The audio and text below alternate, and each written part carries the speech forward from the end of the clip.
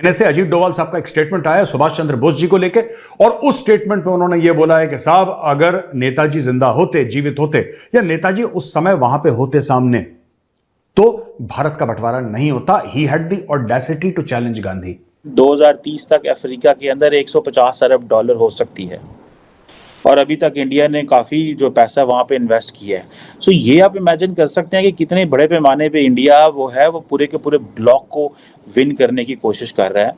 India के पास कोई दूसरा ऑप्शन है इसके अलावा कि वो अमेरिका के कैंप में जाए? कोई दूसरा ऑप्शन नहीं है, क्योंकि अमेरिका जो है वो मतलब दुनिया इस रुख पे जा रही है ना कि या तो वो उस कैंप में जाएं, और अमेरिका के पास भी कोई ऑप्शन नहीं है कि वो इंडिया के पास जाए। ये कफन बांध के निकलते हैं।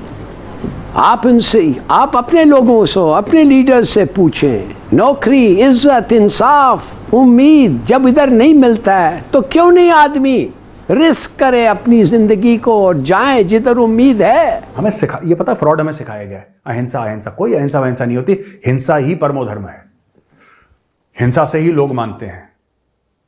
Violence is something that people respect. हां, बट एक बात है, कमजोर पे वायलेंस ना हो। नमस्कार दोस्तों, स्वागत है आप लोग का INA न्यूज़ के एक और नए वीडियो में। दोस्तों, हमारे जो NSA है अजीत डोभाल, उनकी तरफ से एक बयान आया है और उन्होंने कहा है कि अगर गांधी जी की जगह पर जो सुभाष चंद्र बोस है अगर वो होते तो भारत का जो विभाजन है वो नहीं होता। दोस्तों, इस बयान के बाद जो विपक्ष है यानी कि राहुल गांधी की जो पार्टी है कांग्रेस, वो भी सवाल उठा रही है और पाकिस्तान में भी इस बयान के ऊपर काफ़ी ज़्यादा बातें हो रही हैं। क्योंकि दोस्तों शुरू से ये कहा जाता है कि महात्मा गांधी जो है उनकी गलतियों की वजह से ही जो भारत पाकिस्तान का विभाजन है वो हुआ था। और इस बात को सच करने के लिए जो अजीत डोभाल जी का बयान आया है उसके पास से पूरी दुनिया के साथ साथ पाकिस्तान में भी इसमें काफ़ी ज़्यादा बातें हो रही हैं, क्योंकि ये बयान बहुत ही बड़ा है और इस बयान को देने वाला जो इंसान है वो भी नेशनल सिक्योरिटी एडवाइज़र है, और पाकिस्तान जो है वो अजीत डोभाल साहब को कभी नहीं भूल सकता। दोस्तों, एक तरफ जहाँ पर ये सब बयानें आ रही हैं, दूसरी तरफ आपको पता होगा कि 300 जो पाकिस्तानी नागरिक हैं वो भी कश्ती डूबने की वजह से मारे गए हैं। वो इनलीगल रूप से दूसरे देश जा रहे थे और उसमें जो है वो कश्ती डूब गई, जिसमें कि 300 पाकिस्तानी जो हैं वो मारे जाने की खबर है। दोस्तों, इसके बाद से भी पाकिस्तान में बहुत ज़्यादा मातम है और अपने जो गवर्नमेंट है उससे सवाल पूछ रहे हैं कि आखिरकार हमारी जो पुलिस है, हमारी जो इंटेलिजेंस एजेंसी है वो क्या कर रही थी कि 25-25 लाख रुपए देकर जो लोग हैं वो दूसरे देश चले जाते हैं। तो चलिए वीडियो में चलते हैं और देखते हैं कि पाकिस्तानी मीडिया इस पर और क्या बात कर रही है। दोस्तों, एक बड़ी इंटरेस्टिंग डेवलपमेंट ये हुई है कि भारत जो है उसने ये फैसला किया है, और उसने बेसिकली फैसला क्या किया, उसने अपने जो G20 के काउंटर पार्ट्स हैं उनको ये कहा है कि जो अफ्रीकन यूनियन है उनको फुल मेंबरशिप दी जाए, ताकि वो जो G20 की समिट है उसमें वो आ सके। और ये जो चीज़ है बेसिकली, इससे उसने चाइना को इस पत्ते से वो जैसे क्या कहते हैं 3 शिकार किए हैं, 2 नहीं 3। पहला शिकार तो उन्होंने सारे के सारे मल्टीलैटरल फोरम है G20 का, इसको किया और इसको ये कहा भाई तुम लोग सारे इंडिविजुअली बैठे रहते हो, या अफ्रीका बड़ा निगलेक्टेड है और हमें मल्टीलैटरल फोरम्स का क्या फ़ायदा अगर इस तरह के एक बड़े यूनिट ने नहीं आना। सो एक फ़ायदा तो उन्होंने सबको हिलाया, जितने भी G20 के लोग थे। उन्होंने कहा पूरे का पूरा किसी एक मुल्क को लाना मुश्किल होगा, लेकिन पूरे के पूरे ब्लॉक को माइनस करना G20 के लिए मुश्किल हो जाएगा। अगर इंडिया कहता जी ठीक है, साउथ अफ्रीका को लेके आए, नाइजीरिया को लेके आए, इजिप्ट को लेके आए या किसी और को लेके आए, तो वो हो सकता है वो कहते जनाब कि ये मुमकिन नहीं है, किसी के साथ अच्छा था किसी के साथ बुरा था।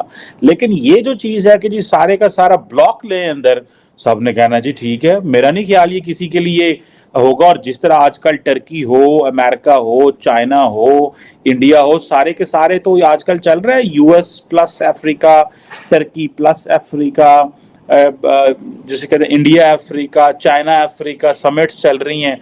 तो मेरा नहीं ख्याल कि कोई मुल्क जो है वो इसको नाराज कर पाएगा। और दूसरी इंपॉर्टेंट बात कि जो चाइना है उसको आउटस्मार्ट किया इंडिया ने, और चाइना को किस तरह आउटस्मार्ट किया है कि चाइना को सिंपली उन्होंने कहा पायन जो साउथ ग्लोबल साउथ की लीडरशिप है वो तो हमारे पास है, हमने इतने बड़े ब्लॉक को इसमें मेन स्ट्रीम किया है, चाइना ने तो आज तक ऐसा कुछ नहीं किया आपके लिए। तो ये एक जो चीज़ है वो भी जैसे कहते हैं ना चाइनीज़ को भी बुरी लगी। और एक थर्ड चीज़ ये है कि ग्लोबल साउथ की जो लीडरशिप है वो इससे इंडिया ने, बेशक वो कंटेस्टेड है, उसमें भी क्लैरिटी नहीं है, लेकिन समहाउ इंडिया उस लीडरशिप में अपना हाथ डाल चुका है। ऐसे अजीत डोभाल साहब का एक स्टेटमेंट आया सुभाष चंद्र बोस जी को लेके, और उस स्टेटमेंट में उन्होंने यह बोला है कि साहब अगर नेताजी जिंदा होते, जीवित होते, या नेताजी उस समय वहां पे होते सामने, तो भारत का बंटवारा नहीं होता। He had the audacity to challenge Gandhi. एक ही दो लोग थे जो गांधी जी की आंखों में आंखें डाल के बोल सकते थे कि गांधी जी ये मामला गलत है बॉस, ये ठीक नहीं है, this is not okay, right. उनमें से एक सुभाष चंद्र बोस थे। ही कॉन्स्टेंटली चैलेंज्ड गांधी। मैं बताता हूं आपको कारण ये। हमें ये सब ना, मैं 2 मिनट लूंगा दोस्तों, ये खबर इंपॉर्टेंट है। एक तो एनएसए साहब ने बोली और मैं भी इसमें विश्वास करता हूं बहुत। हमें यह बताया गया है कि हम लोग अहिंसा में विश्वास करें, ठीक है। हमें यह बताया गया है कि जो भारत के लोग हैं वो अहिंसा प्रेम। देखिए ऐसा कुछ नहीं है, ये एक छलावा है, ये पूरा अहिंसा वहिंसा का पूरा एक बहुत बड़ा फ्रॉड है, ये बहुत बड़ा गेम है, ठीक है। आपको बिल्कुल ऐसा कहते हैं ना कि आपको असहाय बना दिया गया, ये आपके दिमाग में डाल डूल के आपके एजुकेशन सिस्टम से कि बाद आप तो अहिंसावादी हैं, अहिंसावादी हैं, जो हिंसा की बात करेगा वो बुरा है। फौज क्या करती है? इंडियन आर्मी दुश्मनों के साथ, इंडियन नेवी, इंडियन एयरफोर्स, ये क्या, ये हिंसा ही तो करते हैं हम लोग दुश्मनों के खिलाफ। बंद कर दो फिर फौज को, अहिंसा प्रेमी हो तो इतने। भाई साहब भय बिन होए ना प्रीत, सिंपल सा फंडा होना चाहिए। दुश्मन आए ठोक दो, और ना भी आए फिर ठोक दो, वो तुम्हारा दुश्मन है। मैं आपको छोटा सी बात बताता हूं, 1000 साल से 1500 साल के बीच में चोलास का राज जो तमिलनाडु की बहुत बड़ी डायनेस्टी थी, वो कहां नहीं गए यार। वो चाइना पहुंच गए, कंबोडिया पहुंच गए, इंडोनेशिया, पता नहीं कहां नहीं गए चोलास। दुनिया भर चोल साम्राज्य का लोहा मानती है।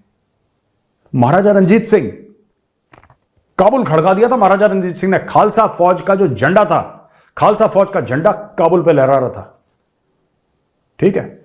अब आप दूसरे को देखिए, छत्रपति शिवाजी महाराज। छत्रपति शिवाजी महाराज ने यहां से पकड़ लिया औरंगजेब को, यहां से सांस बंद हो गई थी बुड्ढे की, ठीक है। डोगरा साम्राज्य, जो जम्वाल डायनेस्टी है, डोगरा साम्राज्य जम्मू का, वो तिब्बत तक पहुंच गए। और ऐसी कई सारी चीजें हैं। आप जाएंगे, आप थाईलैंड जाएंगे, आप कंबोडिया जाएंगे, आपको दिखेगा वहां पे इंडियन कल्चर। चोल साम्राज्य, श्रीलंका, ये पूरा एरिया इनका था।